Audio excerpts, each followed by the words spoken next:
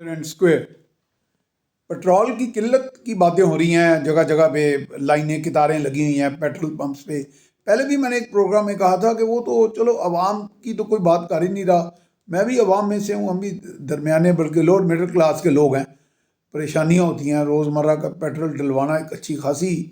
ایک مصیبت سی ہے، پورا جنگ لڑنے کے مترادف ہے، پورا مہینے کا خرچہ ہی نہیں نکلتا، صرف پیٹرول ہی نہیں مان اکیلا۔ اور کوشش کرتے ہیں، میں پبلک ٹرانسپورٹ بھی یوز کرتا ہوں اور خاص طور پہ اورنج ٹرین بھی یوز کرتا رہا ہوں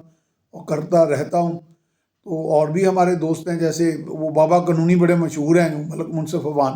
وہ بھی اورنج ٹرین کا استعمال کرتے ہیں، لیکن کچھ روٹس پہ نہیں چلتی تو وہ ایک علیحدہ مجبوری ہے۔ لیکن اللہ کا کرم ہے، ہم لوگوں کو آپ یہ عادت ڈالنی بھی چاہیے، پہلے بھی تھی ہمارے لوگوں میں کہ تھوڑا بہت کوئی 100 مطلب 10 15 5 4 3 4 کلومیٹر پیدل بھی آہستہ آہستہ خرامہ خرامہ چلا جا سکتا ہے۔ اس سے انرجی بھی سیو ہوگی، انسان کی اپنی صحت بھی بہتر ہوگی۔ میں یہ نہیں کہتا کہ سارا دن یہی کام کرتے رہیں، لیکن بہرحال یہ ہو سکتا ہے۔ اب ایشو یہ ہے کہ پیٹرول کی قلت کیوں ہے؟ آج مصدق ملک نے آگے جو ایڈوائزر ہیں یا ڈپٹی منسٹر یا منسٹر کا درجہ رکھتے ہیں، پیٹرولیم کے انچارج ہیں، اور انہوں نے کہا کہ جی 20 دن کا تو پیٹرول موجود ہے۔ اچھا، یہ ایسے ہی ہے جیسے پچھلے دنوں کچھ ایکسپرٹس مجھے ملے تو وہ کہہ رہے تھے، اکنامک ایکسپرٹس تھے، اور ان کی پاکستان کی اسٹیٹسٹکس پر بڑی نظر ہے، اور انہوں نے اپنی طرف سے بڑی اوتھینٹک اسٹیٹسٹکس کی بنیاد پہ وہ لوگ نہیں تھے جو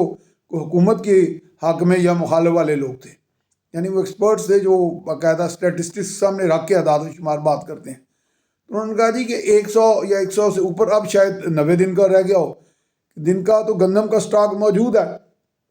تو پھر تو سوال کرنا تو بنتا ہے نا جی۔ لوگ کہتے ہیں کہ اگر پیٹرول 20 دن کا موجود ہے، ڈیزل 25 دن کا موجود ہے، پھر پیٹرول پمپ کیوں نہیں دے رہے؟ کسی کو 100 کا دے دیتے ہیں،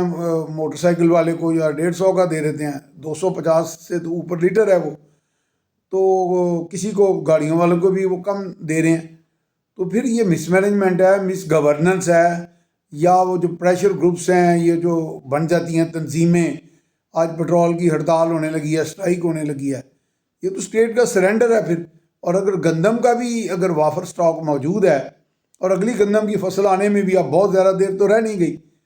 تو پھر یہ کہاں پہ یہ ساری چیزیں ہو رہی ہیں؟ یہ ایسے ہی ہے جیسے پچھلے دنوں، یہ ایک ایکسکلوسیو سٹوری میں دے رہا ہوں کہ ایوییشن کا، سول ایوییشن کا، شہری ہوا بازی کا ایک وفد آیا، اعلیٰ سطحی وفد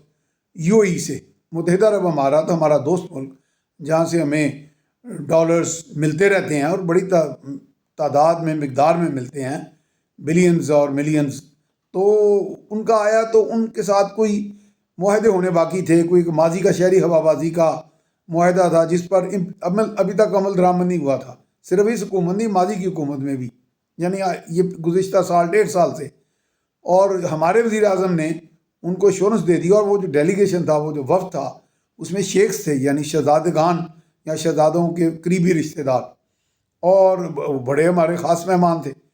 تو وزیر اعظم شہباز شریف کی طرف سے یقین دہانی کرائی گئی، لیکن بعد میں پتہ چلا کہ جی سیکرٹری صاحبان اور جو بڑے ہیں شہری ہوا بازی کے، ہمارے سول ایوییشن کے، انہوں نے دستخط ہی نہ کیے،